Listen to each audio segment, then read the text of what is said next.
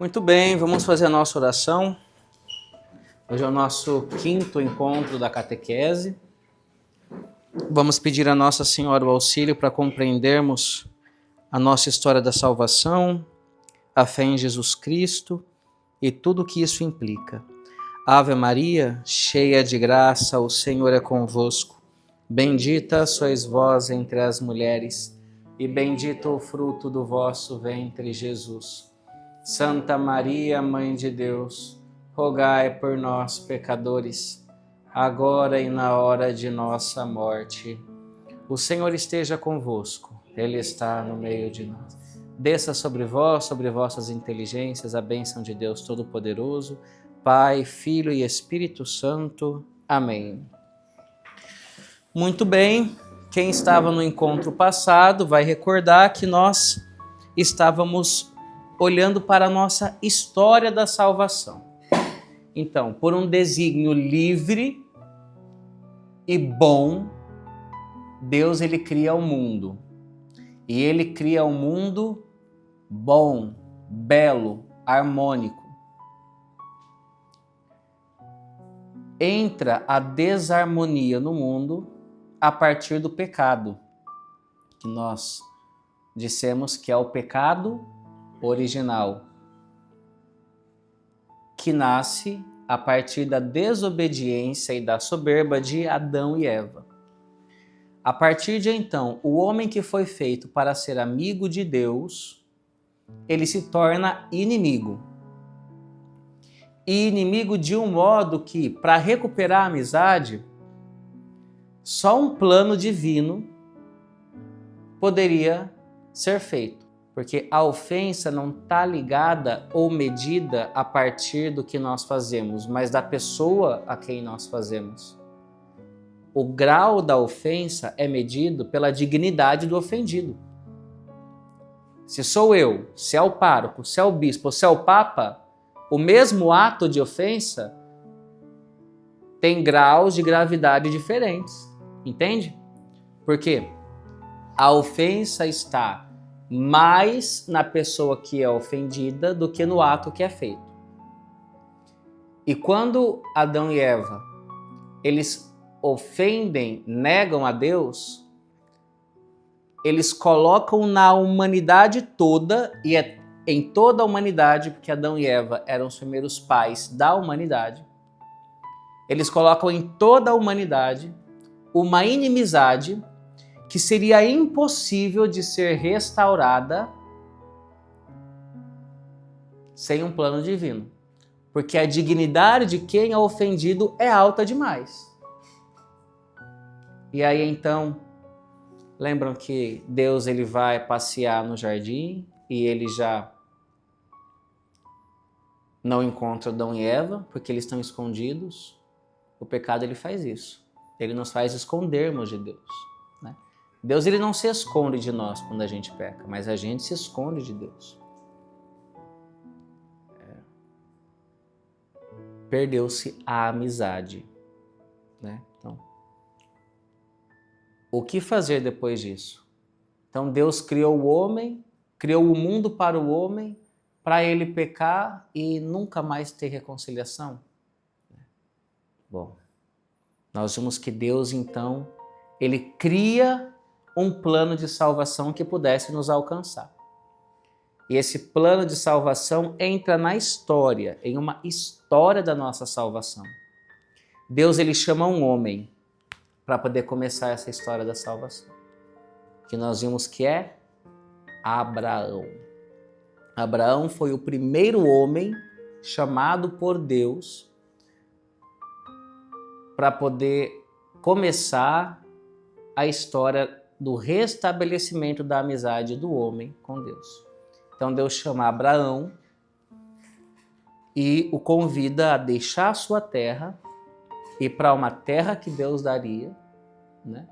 E promete a Abraão uma descendência numerosa. Abraão deixa a sua terra, faz a vontade de Deus, crê na promessa da descendência numerosa. Deus lhe dá um filho, que é Isaque,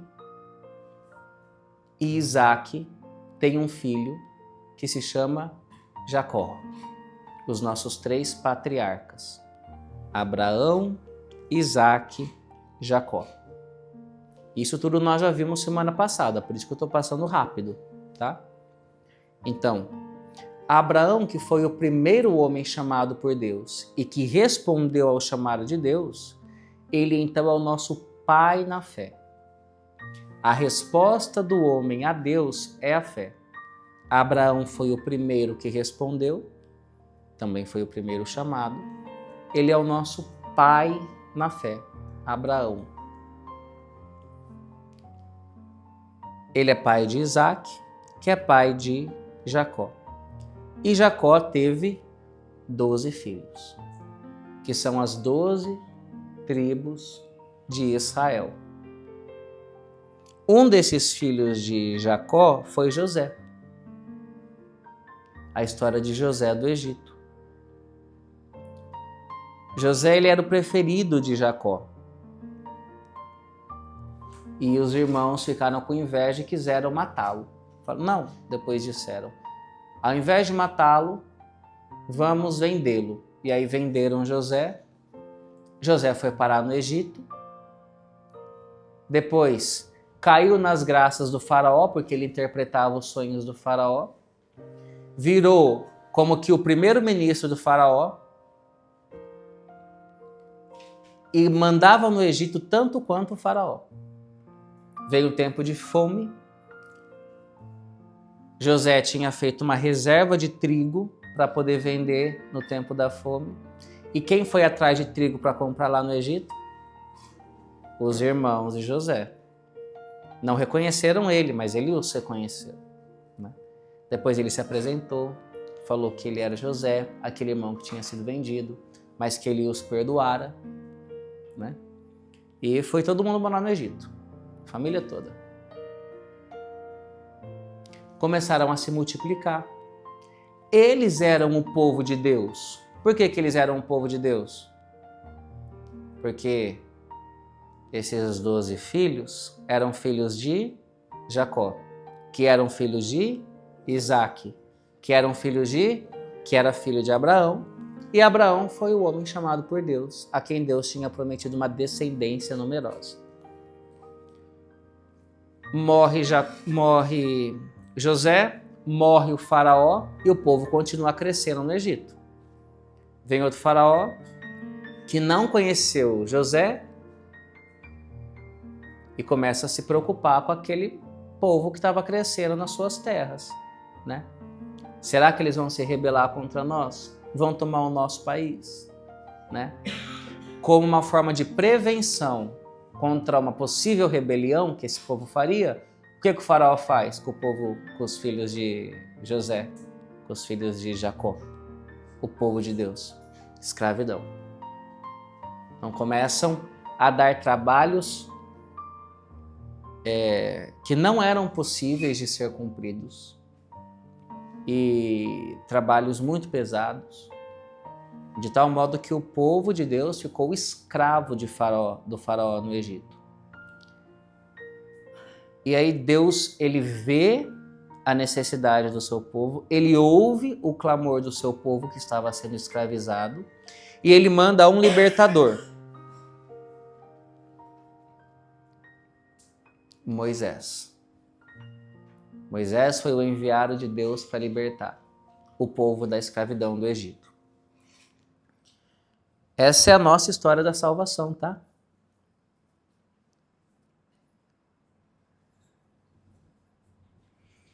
Moisés era gago e Deus o chama. Mas eu sou gago, Senhor. Como vou falar com o faraó? Moisés, vai. Moisés foi.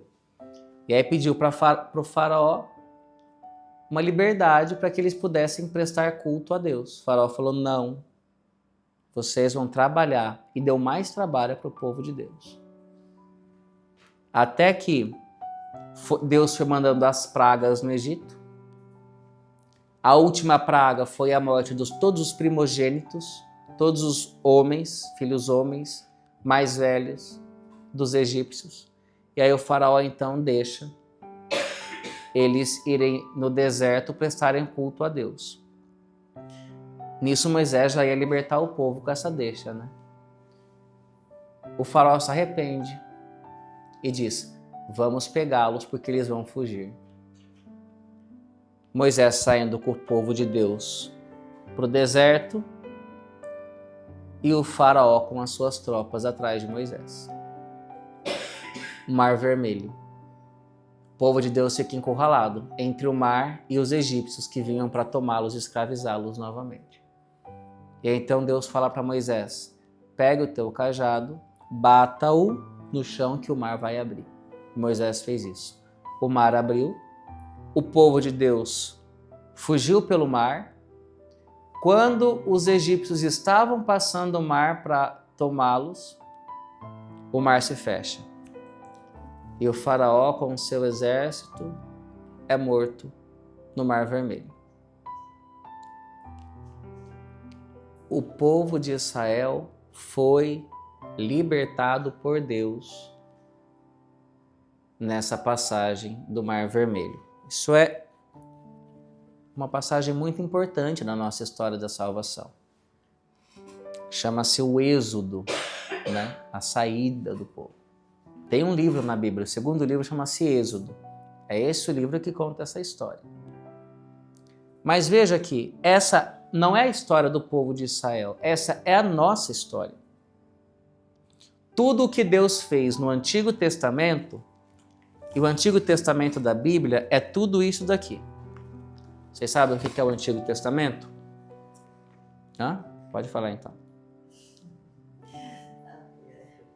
O Antigo Testamento é tudo aquilo que foi escrito antes de Jesus. Então, Antigo Testamento, Novo Testamento. Então, tudo que foi escrito no Antigo Testamento é a história da nossa salvação, porque Deus ele foi conduzindo a história de tal modo que ele revelasse Jesus. Lembra que tudo isso daqui foi só porque Jesus iria ser enviado pelo Pai e Jesus seria a nossa salvação. Mas o Pai, ele constrói toda uma história da salvação para que Jesus fosse acreditado. Então, por exemplo, essa passagem pelo Mar Vermelho não é só uma passagem pelo Mar Vermelho. Deus estava constituindo no imaginário do seu povo que os homens seriam libertados da escravidão pela água. Quando Jesus vem, 2.000, 3.000 anos depois de Moisés, como é que ele liberta o povo da escravidão? Pelo batismo, a água do batismo. Então, a passagem pelo Mar Vermelho foi só uma prefiguração de uma passagem real que aconteceria com quem? Com Jesus, pelas águas do batismo. O povo de Deus escravizado no Egito é só uma prefiguração, é só uma sombra, é só uma figura do povo de Deus escravizado pelo pecado, que seria salvo como? Pela água do batismo. A história de José do Egito, né? Quem que é o filho que foi vendido por algumas moedas? Sim, José. Mas José estava prefigurando quem? Jesus. Jesus não foi vendido por algumas moedas? E depois que José foi vendido, o que aconteceu? Ele se tornou o grande rei. Jesus, depois de vendido, morto, ressuscitado, ele reina. E como é que o José alimentou o povo que estava passando fome? Com o trigo. Como é que Jesus, o novo José, alimenta o povo que precisa e passa fome? O trigo, a Eucaristia. Você falou a multiplicação, é verdade, mas a multiplicação é só uma figura também da Eucaristia. Então, todo o Antigo Testamento, ele é escrito de tal modo que você, a partir de Jesus, você o compreenda. Entendeu? Então, Moisés saiu com o povo escravizado do Egito no deserto. E não tinham para onde ir.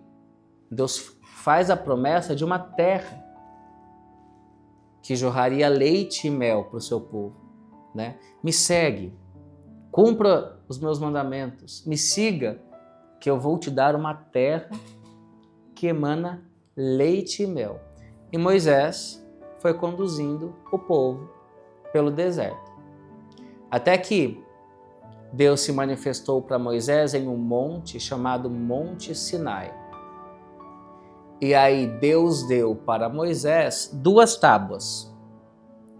E isto seria o sinal da aliança de Deus com Moisés. Essas 2 tábuas são os 10 mandamentos. Em uma tábua estavam aqueles mandamentos que se referem a Deus. Amar a Deus sobre todas as coisas, não tomar seu santo nome em vão, guardar domingos e dias de festas. Em uma segunda tábua estavam os mandamentos que se referem aos homens. Honrar pai e mãe, não matar, não pecar contra a castidade, não roubar, não levantar falso testemunho, não desejar a mulher do próximo. Então, no Monte Sinai, para Moisés, Deus dá o quê? Os mandamentos, que seriam um sinal da aliança de Deus com Moisés. Agora, o povo de Deus tem esta regra moral que todos devem seguir. Os 10 mandamentos surgem a partir destas 2 tábuas que Deus dá mesmo para Moisés.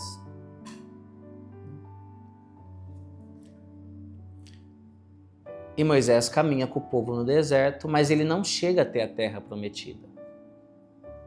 Ele não entra. Ele morre, ainda em peregrinação, e ele deixa um homem para poder liderar o seu povo, Josué. Então, Josué, ele chega até a terra prometida.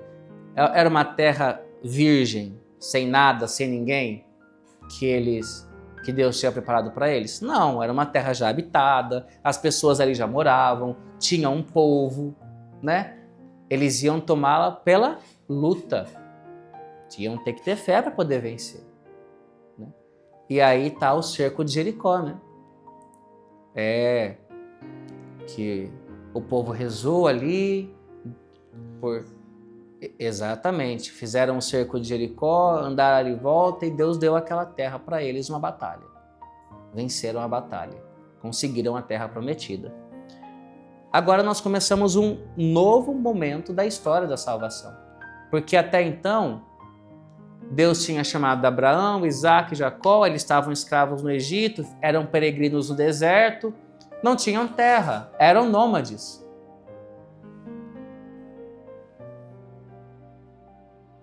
Agora, liderados por Josué, o povo chegou numa terra. Vai ser necessário começar uma certa organização social. Pessoas para liderarem, pessoas para governarem. E como é que o povo de Israel começa a se organizar? Por meio de juízes. Aí você vai ver o livro de Juízes na Bíblia. Esses juízes eram homens carismáticos, escolhidos por Deus para poder governar o seu povo.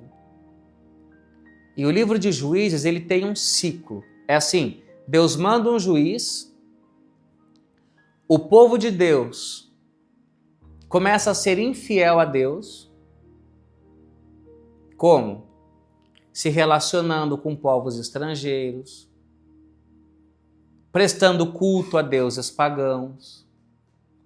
Porque você imagina, eles conquistaram uma terra. Eles não mataram todo mundo daquela terra. Aquele povo tinha sua cultura, tinha sua religião. O povo de Deus, que conquistaram aquela terra pela fé, no contato com aquele povo que já existia ali, começaram a ter as mesmas práticas que eles, adorar os mesmos deuses falsos desse povo que ali já existia. E aí fala da prostituição do povo de Israel. É porque eles tinham prostitutas lá que ficavam... A prostituição aqui eles estão traindo o Deus verdadeiro pelos deuses falsos, né? Essa é a prostituição do povo de Israel. Então, Deus mandava líderes carismáticos, juízes. O povo se reerguia num determinado momento, mas depois voltava a se relacionar com os deuses pagãos, com as pessoas pagãs, com estrangeiros. E aí deixavam aquela aliança com Moisés, que era os 10 mandamentos. E aí Deus mandava castigo. O povo perecia, clamava salvação a Deus. Aí Deus mandava mais um juiz. E aí o povo se levantava com aquele juiz. Fidelidade. Daqui a pouco estavam se prostituindo de novo, com os deuses pagãos. Deus mandava castigo. O povo clamava. Deus ouviu o clamor do seu povo. E aí mandava mais um juiz, um outro líder carismático. E aí o povo se prostituía de novo com os deuses pagãos. Eram castigados, clamavam a Deus. E o livro de Juízes é todo assim. É nesse livro que tem a história de Gideão, Débora, Sansão. No livro de Juízes que tem a história desses homens, que eram líderes carismáticos, que Deus enviava para liderar o seu povo, mas o povo era ingrato, era castigado, clamava, Deus ouvia. Gente, toda essa história Deus criou, milênios, séculos, Deus constituiu essa história só para dizer o seguinte para nós: eu te mandei Jesus, que seriam esses juízes, líderes carismáticos, mas você ainda assim se prostituiu com outros deuses. Eu te dei a salvação, mas ainda assim você escolheu o mundo, ainda assim você escolheu o pecado. Mas é o seguinte: clama pelo meu nome, me chama, que eu vou te salvar. E ainda que você caia depois de novo, me clama de novo, que eu te salvo. E eu nunca vou desistir de você. É Deus que fala conosco pela história da salvação. Então nós cristãos hoje olhamos para o Antigo Testamento e nós enxergamos nele, em todo ele, Deus que fala conosco. Mas eu preciso sempre interpretá-lo à luz, com os olhos de Cristo. Se eu não enxergo o Antigo Testamento com os olhos de Cristo, eu leio a Bíblia igual protestante. Basta você ver em São Paulo o Templo de Salomão, construído pelo Edir Macedo. Vamos chegar lá no Templo de Salomão daqui a pouquinho. Então, o povo começa a ficar um pouco insatisfeito com essa história de juízes. Por quê? Porque o povo em volta deles, todos, eram organizados por meio de quem? Por meio de um rei. Ah, nós queremos um rei agora, não mais juízes.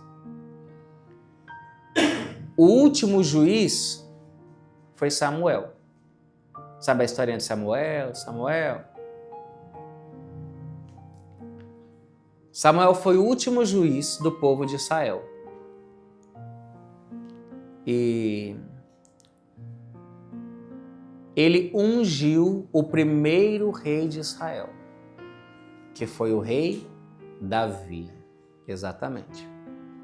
Então, Deus prometeu que de Davi viria aquele rei que governaria todo o mundo com cetro de ferro. Da descendência de Davi viria o grande rei que governaria o mundo todo. Por isso que quando você vai ler o Evangelho, ele começa com uma grande genealogia. Por quê? Porque o autor bíblico quer mostrar que Jesus, ele é descendente de Davi.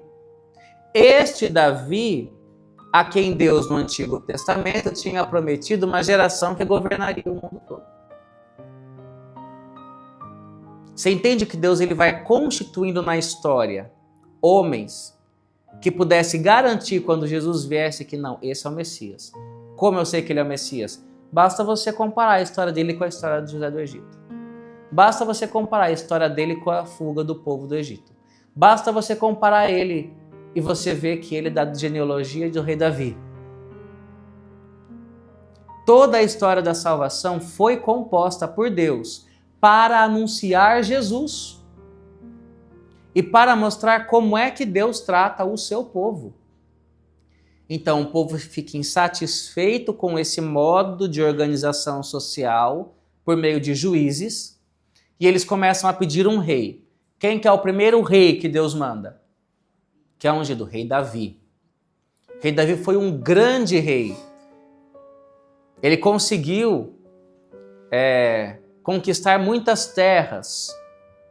E ele teve um filho chamado Salomão. Salomão fez o reinado do povo de Israel crescer ainda mais. E aí ele construiu o templo para Deus. Deus pediu que Salomão construísse um templo enorme. E aí a Bíblia fica páginas e páginas só narrando como é que deveria ser esse templo que Salomão construía.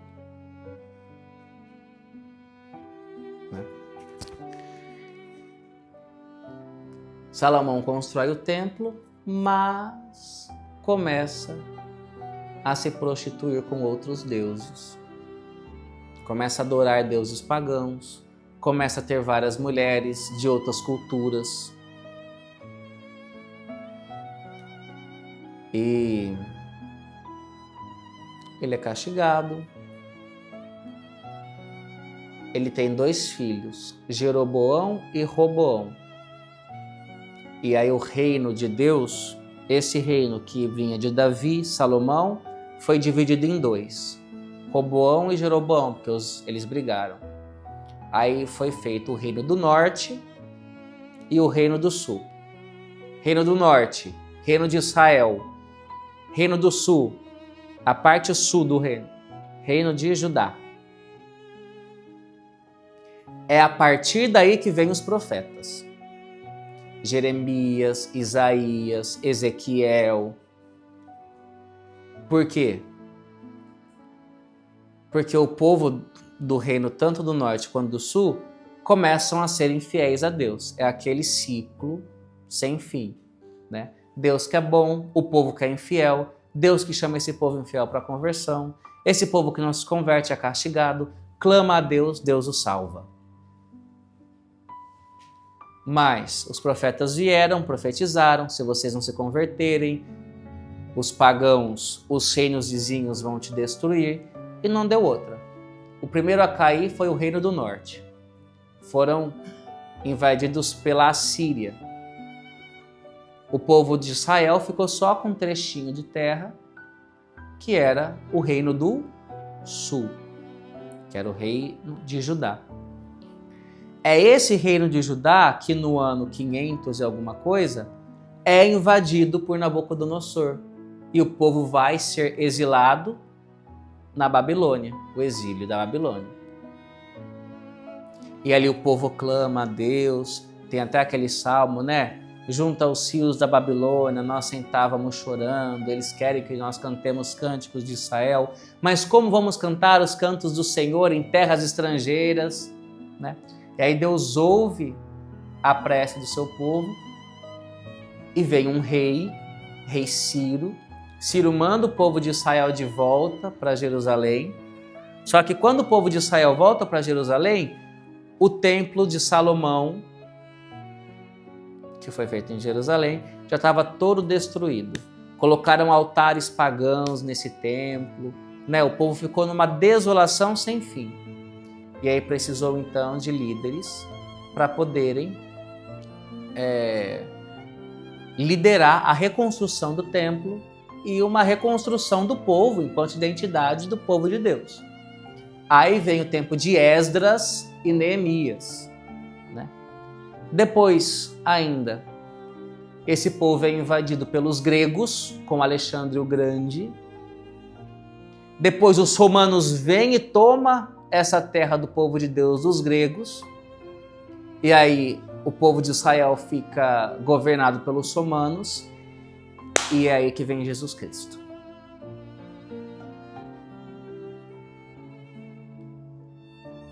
E aí chega a plenitude dos tempos.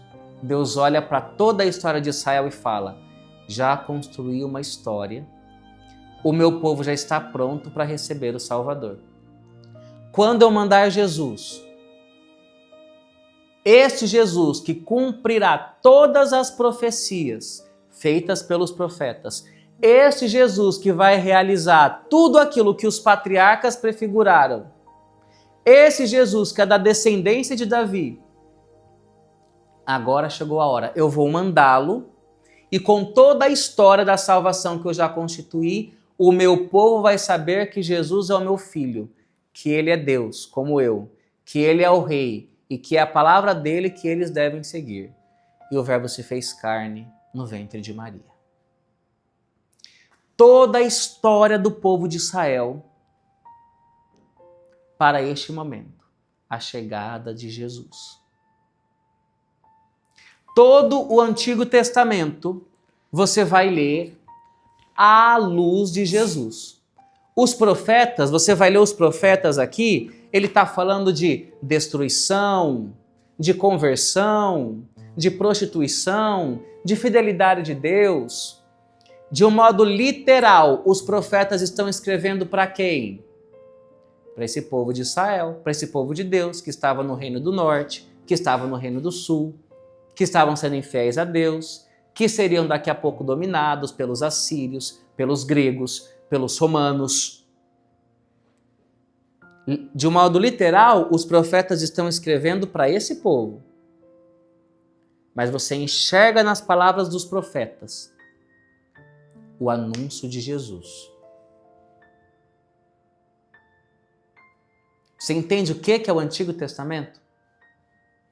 Tudo escrito dentro de um contexto, dentro de uma história, mas dentro de uma história e de um contexto providenciado por Deus. Deus ele foi tecendo com fios de ouro toda a história do povo de Israel, para que essa história pudesse anunciar Jesus.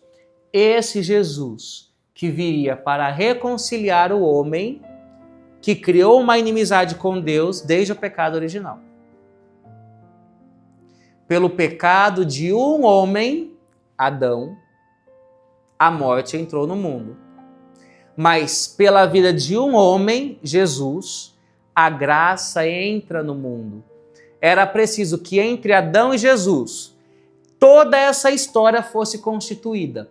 Primeiro, para criar no povo a expectativa do Messias. Virá um Salvador. Depois, para que toda essa história pudesse anunciar Jesus e para que o povo pudesse ter uma certeza de que esse Jesus, que cumpre todas as profecias, de que esse Jesus, que cumpre as prefigurações dos patriarcas, esse Jesus, que é da genealogia de Davi, este é o Filho de Deus, que veio para me libertar. A palavra dele eu vou ouvir, ele eu posso chamar de Deus. E debaixo do seu nome, todas as coisas estão submetidas. Os nossos irmãos protestantes leem o Antigo Testamento e ficam presos neles. Ah, não, mas o versículo tal, de tal livro, fala isso. Ah, não, mas o versículo tal, de tal livro, fala aquilo. Eu falo, sim, diz isso. Mas à luz de Cristo, como é que eu devo ler e interpretar isso? À luz de Cristo, como é que eu vou interpretar esse contexto? Entendeu? O fato é que vocês lembram que Deus, ele tem uma vida íntima. Como que é esta vida íntima de Deus? Trindade. Como que a Trindade se relaciona? Num relacionamento de amor. Deus, ele cria o homem para quê? Para participar deste relacionamento de amor da Trindade. Problema: o homem peca, rompe esta união com Deus.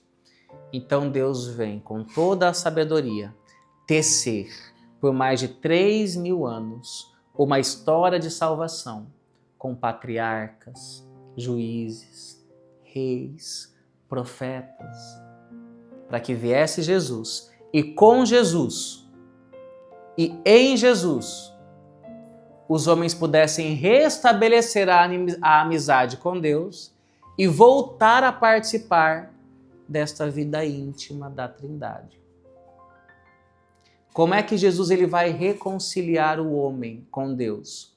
Lembra que eu falei que a ofensa que o pecado gera é uma ofensa de dignidade infinita? Porque é contra Deus que eu estou pecando. A minha ofensa tem um valor infinito. Homem nenhum vai poder comprar a amizade, porque essa ofensa é infinita. Quem é que poderia reatar essa amizade? Só Deus. Então Deus manda o seu Filho, Jesus, para que Jesus, como Deus e homem, pudesse morrer na cruz, e morrendo na cruz, ele oferecesse para o Pai, pedisse para o Pai perdão como homem, e como Deus perdoasse o homem. Jesus é Deus e homem, porque como homem, ele pode pedir perdão, e como Deus, ele pode perdoar. Então era necessário que o Filho se fizesse carne. Por quê? Por justiça, para reparar o pecado infinito do homem contra Deus, era necessário, por justiça, que Deus mesmo fizesse esse oferecimento, pedindo perdão. Tão grande é o desejo de Deus da nossa união com Ele, que Ele mandou seu Filho único para a remissão dos nossos pecados.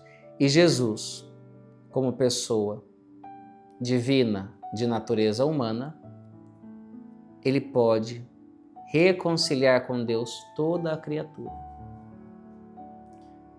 Eu quero que vocês enxergam que Deus, ele tece, ele constitui, ele escreve essa história da salvação. Ele providencia na vida desses homens do Antigo Testamento tudo, de tal modo que Jesus fosse anunciado na vida deles. E Jesus fosse esperado. E em Jesus nós pudéssemos nos reconciliar com Deus e participarmos da sua vida íntima. E a vida íntima de Deus é a Trindade numa relação de amor. E aí nós voltamos para o nosso primeiro encontro de catequese. Nós fomos criados para nos unirmos a Deus e nos relacionarmos com Deus em uma relação de amor.